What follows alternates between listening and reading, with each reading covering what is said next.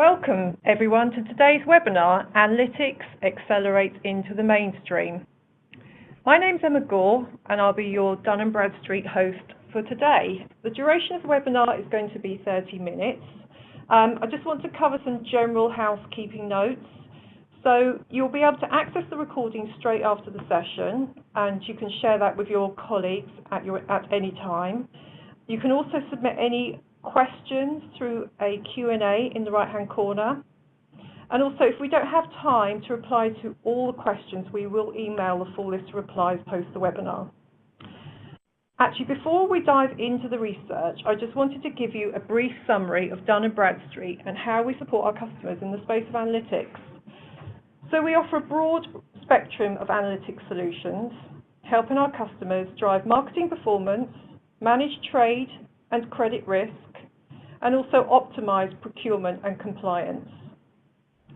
Our analytics solutions leverage the depth and breadth of Dun & Bradstreet's global data coverage, which really helps organizations assess the future rather than analyzing the past.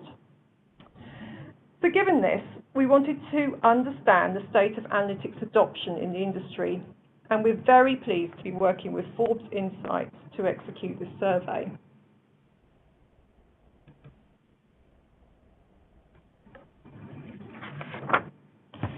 So we surveyed more than 300 CEOs, CFOs, and CAOs, and also other executives in North America and Europe to really understand the trends powering today's insight-driven organizations. And the survey was conducted in the first half of this year. In terms of results, we had over 300 respondents from North America, the UK, and Ireland.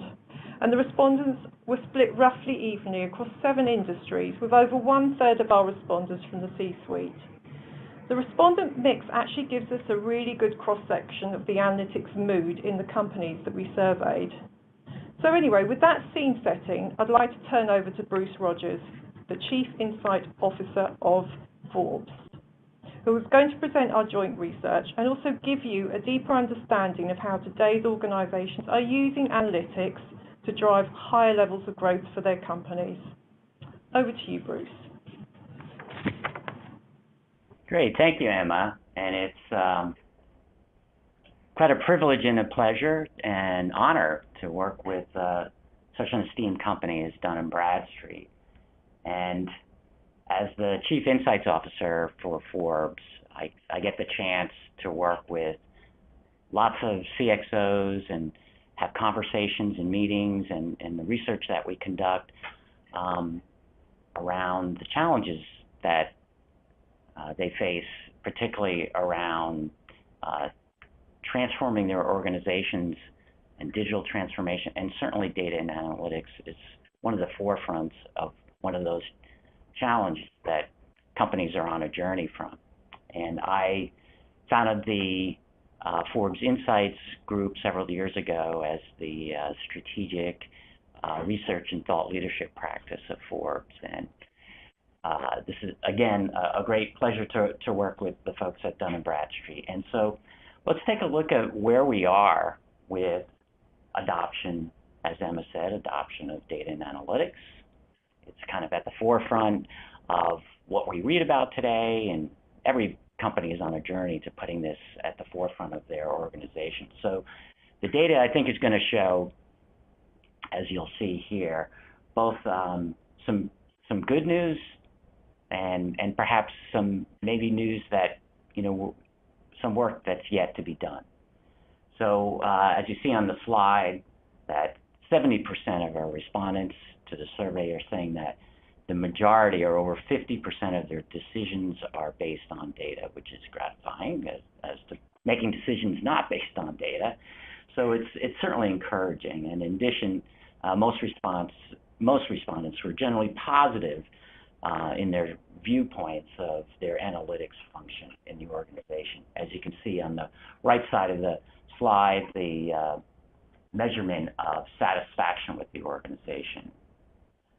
So you can see there's a general satisfaction, but even in that data point, you can see there's room for improvement, as many more, we would hope, would be more satisfied with their data and analytics activities. So it's a little bit surprising here that we see that only 45% of companies in the survey are doing analytics themselves.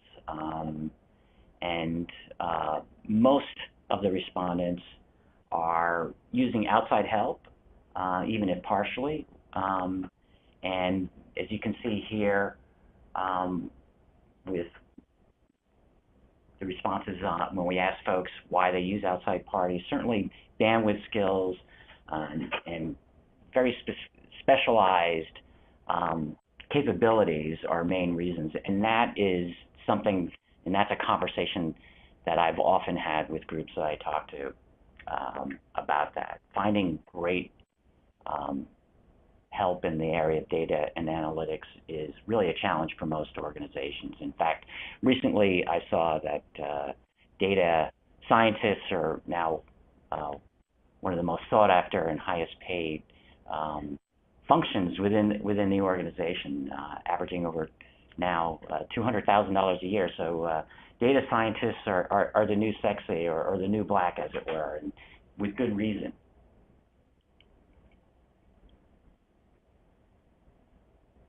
So if we take this at a departmental view and the benefits from it, you can see here we ask which departments in your organization use analytics to make business decisions, and we see across the board from finance, sales, and marketing, and procurement. And then we talk to across the organization. By the way, these were all organizations with over 250 million in annual sales, so large, complex organizations with highly sophisticated organizations and challenges that they face. We can see finance is at the forefront of this, followed by sales and marketing and procurement, and we'll talk a little bit more about that as we go. And as we can see here, some of the outcomes that they're hoping to achieve through the use of analytics. And certainly you can see here that customer acquisition and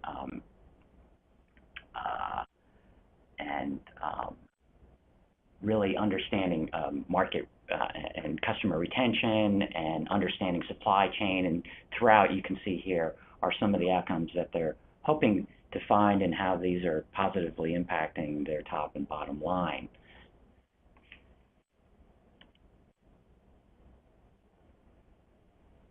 So this is all well and good, but as we explored the potential issues for the limited adoption of more sophisticated analytical models, we saw that three prevailing issues come up invariably. Certainly budgets and money, technology, and people, and that's not a surprise. Almost invariably, budgets are, no matter how much resources companies have, people are always going to say budgets are an issue. But you can see here some important aspects here, particularly skills gaps. The idea that data accuracy and quality is an issue. The inability to show ROI.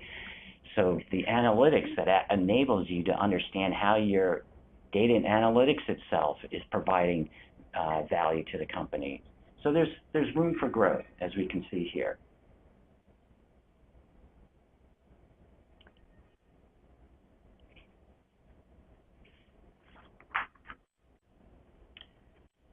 So we shared earlier how sales and marketing and finance and procurement are big adopters and users of analytics. So let's look specifically by each department and how they're adopting it. And maybe you'll start to see how you and your own organization compare some of these statistics. So we'll start with finance and the use of analytics. Certainly we can see that when we look at the strategic goals, CFOs in the finance organization are looking to data to find growth opportunities, showing that data is a primary driver in strategic planning for many enterprises, and also for operational efficiencies, including supply chain efficiencies. It's the second big area where finance leverages analytics. And I think that comes as no surprise. Finance has always been comfortable with data and analytics. It's and often the source of the data for much of the analytics. But I think there's still an opportunity for finance to make a bigger impact with the opportunity that data and analytics provides, especially the idea that it can be as a source, the finance team can be a source of new product ideas and innovation, which perhaps they haven't leveraged as much as we think there's an opportunity to do.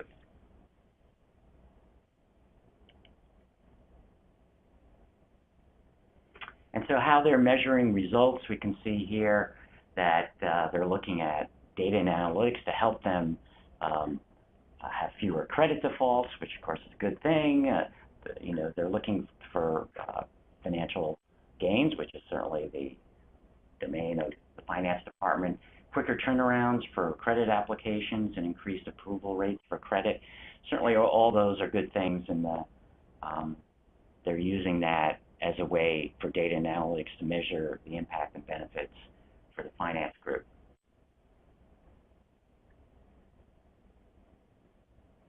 And it's also worth mentioning that we shared this report with a small group in New York last week, and Dun & Bradstreet customers shared case study of how they have automated their decision-making using analytics and have seen benefits such as increased revenue through better applicant profiling. So while this is an established practice in organizations, we can see that there's a lot of room for growth, perhaps that folks didn't imagine there was in the past, and data and analytics is helping them become much more effective, much more agile in their organization, getting to market quicker with credit applications and getting customers on board faster, and those are all good things that finance is helping to move the organization forward. Now we move to sales and marketing, and by the way, sales and marketing, it's still amazing to me how far those organizations have to go and the opportunity there. So let's look at this when it comes to data and analytics. Certainly the number one use case of sales in those teams is to drive new customer acquisition, both through better targeting and use of lookalike models to identify new prospects. And as far as remember doing research, customer acquisition has always been the number one priority of marketing. Yet, despite the fact that customer retention and personalization of experiences may be even as, if not more important than acquisition. I mean, research shows that a 5% increase in retention can equal a 75% increase in profitability, and that's according to Bain & Company. So retention and the data and analytics that help you understand the most valuable aspects of your customers is really an important aspect and we think under leveraged.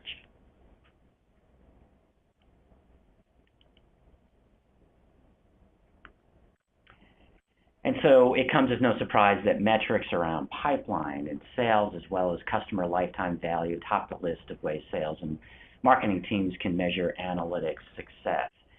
And I'm always surprised that CLV, customer lifetime value, isn't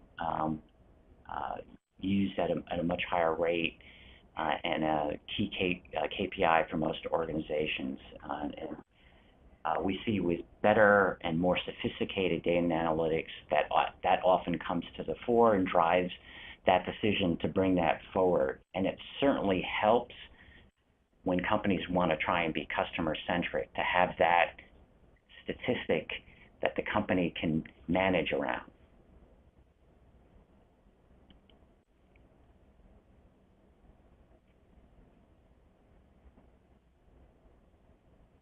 So let's look at the supply chain, the domain of the Chief Procurement Officer's uses of the analytics. And here, as you can see, they're using it to drive supply chains to greater levels of efficiency and cost control. One would think that is what procurement does.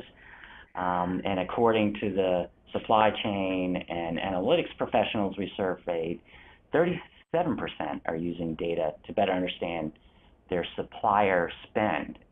Roughly 33% using analytics to manage financial risk among vendors. And while those are good news, one would hope and expect that those numbers would increase over time. Perhaps after viewing the research report that we produced together or viewing this webinar. And here, for the supply chain procurement folks, when asked about desired outcomes, 6 out of 10 of professionals working in procurement said increased efficiency and cost cutting were the most desired outcomes for use of data and analytics.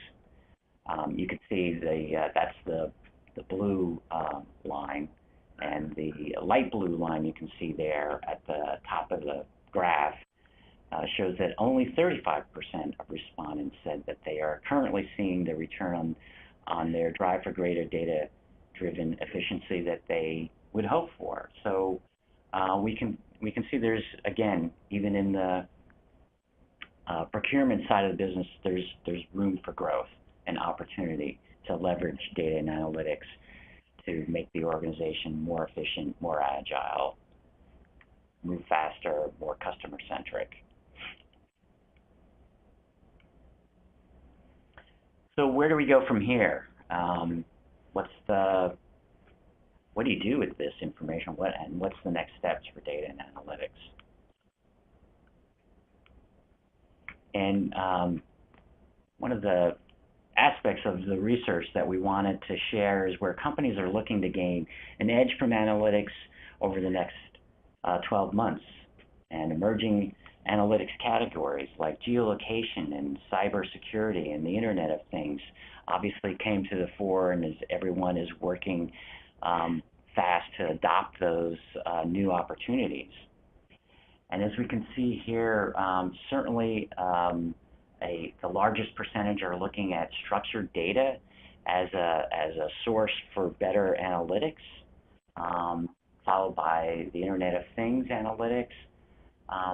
But I was kind of surprised that location-based analytics was not as high, or unstructured data analytics, because we know from research tells us that much of the data that we have that is in unstructured format, and perhaps as much as 80% of the data that sits inside a company is unstructured and yet unmined for value. And we think there's tremendous opportunities where data and analytics can bring that to the fore and help understand customers better, help understand product development and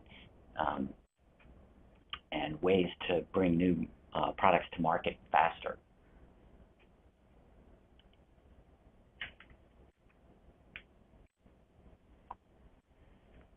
So as we look at that data, some thoughts come to mind and some overall perspective that we hope you'll find valuable and think about in your own organizations as perhaps you see where you are in some of the adoption phase and use cases that we've just described here.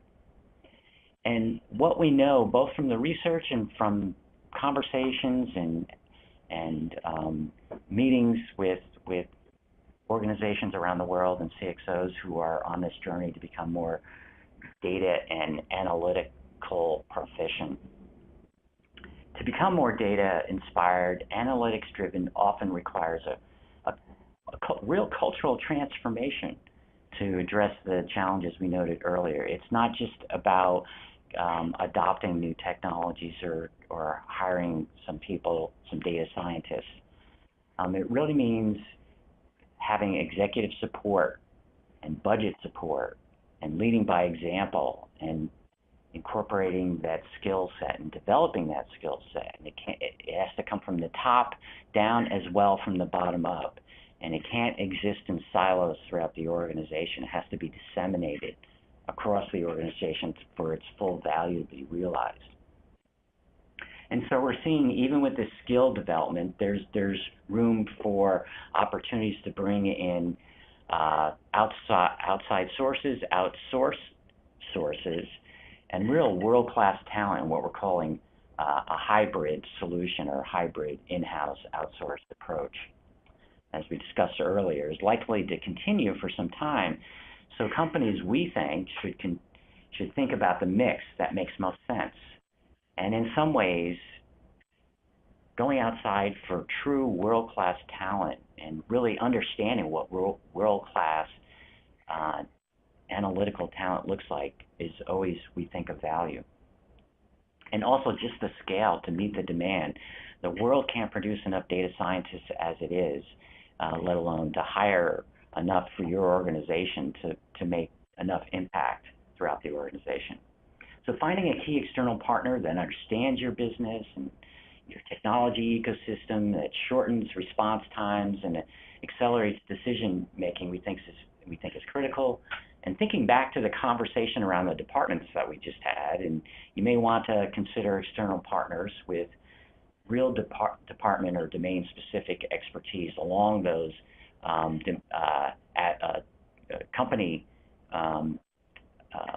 functions that we discussed: sales and marketing, supply chain, and finance specifically.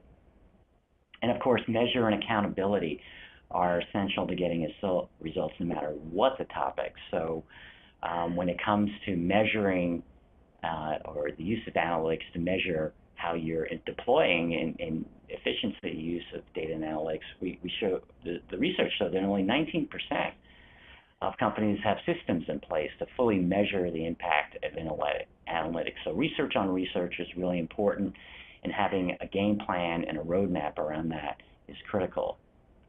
And that's an area that we feel must be addressed. And it should be noted that these are not small items. We don't undercut those. These are all journeys. The most sophisticated data and analytics organizations that we talk to are still on a journey. They take time, energy, and focus. And data and analytics partners, we certainly believe, like Dun & Bradstreet, can be a huge help in that journey. And so with that, I'll turn it back to Emma for Q&A sessions with the audience. Emma? Thank you ever so much, Bruce. We've had a couple of questions come in. So the first one, you spoke about leadership. Can you talk a bit more around the culture and how ownership of data and ownership of data and analytics? So who typically owns the data? How does it get shared across the organization?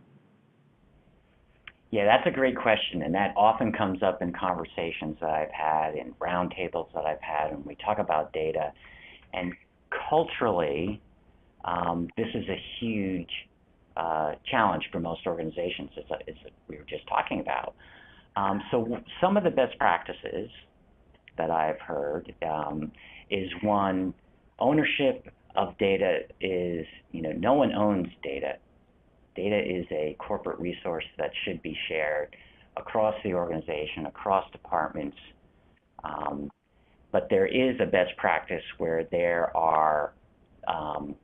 is a centralized capability under the guise of a chief analytics officer or someone with that functionality, hopefully, that has developed a data and analytics center of excellence, who are charged with evangelizing and developing a world-class capability and disseminating that throughout the organization. But ownership is a word that needs to be challenged within the organization, and even the chief data and analytics officer doesn't own the data. The people who need it most, who are on the front lines making decisions, need to own the data. And so much so that one CEO I talked to said that they created a written manifesto for every member of his senior leadership team to literally sign, that says data and analytics, how data and analytics will be distributed, what the objectives and mission of it is, and that it will be a shared resource by all. So sometimes it takes pretty strong leadership at the top to make that happen, because there is sometimes the sort of institutional aspect of organizations to want to use the data themselves, because sometimes data is seen as power within the organization. So leadership has to be strong to make that unsiloed. Hope that answers your question, Nick. Great, thank you, Bruce. I've got another question. I'm conscious that we have approximately 5 minutes, so got time probably for one other question. So where is it that analytics are typically run within an organization, centrally or by department? What is the proportion operating in a centralized fashion? Yeah, it's sort of a little bit of a different view of the conversation we just had. So I think while the specific proportions are hard to say, I think most organizations today have a centralized data and analytics function. And I think that the challenge is not creating a centralized, it is disseminating it. And most organizations that I have spoken to, or the research we've conducted, is that is often sits under the IT department. And many times the chief, even someone with a chief analytics officer title, may report up to a chief technology officer or chief information officer, because that is typically the organization or the department with the organization, one that has the data, that manages the data, and that is best and has historically been the best at analyzing the data. But it needs to move out of those departments, and it needs to be distributed. Excellent. Thank you ever so much, Bruce. So just moving on to talk to you about the study. So the study, we'll send links to the recording, obviously, to all the participants, along with responses to all the questions that we've received today. The link to the full study is actually available as an attachment to this webinar.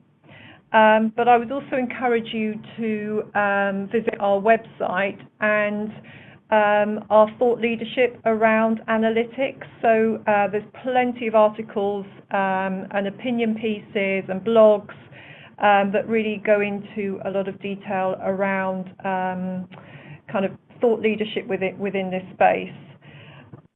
Also, I'd like to bring your attention to some of the actual thought leaders that we have within D&B. Alongside Bruce, we have Nipa Basu, who is our head of analytics. You can follow her on the Twitter feed here. And also, we also have experts across economics, marketing, and analytics innovation. And that really concludes our webinar for today.